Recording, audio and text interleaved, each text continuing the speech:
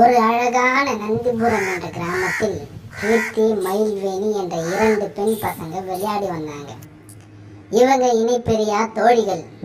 எப்பவும் ஒன்னா சுத்துவாங்க. இப்படியே நாட்கள் போக ஒரு நாள் கீர்த்தியும் மயில்வேணியும் பாட்டு பாடிக்கொண்டிருந்தாங்க. என் தோழி, அழகான தோழி, தினம் அவளோடு விளையாடுவேன். என் தோழி, இணை பிரியாத தோழி, தினம் அவளோடு சண்டை போடுவேன்.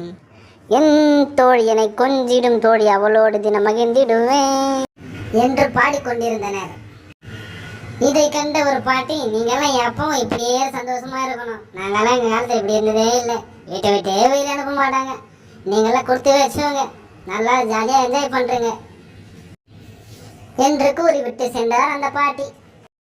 ஆனால் இதை பார்த்த கீர்த்தியோட அம்மாவும் மயில்வேணியோட அம்மாவும் வருத்தப்பட்டாங்க.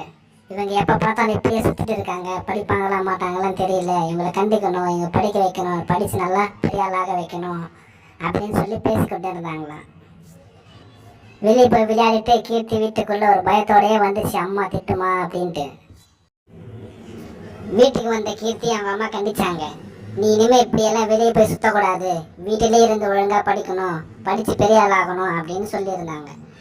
இதை கேட்டு கவலைப்பட்ட கீர்த்தி சாப்பிடாம அழுதுகிட்டே தூங்கிடுச்சு. மயில்வேணியோட அம்மாவும் வீட்டில் கண்டிச்சாங்க.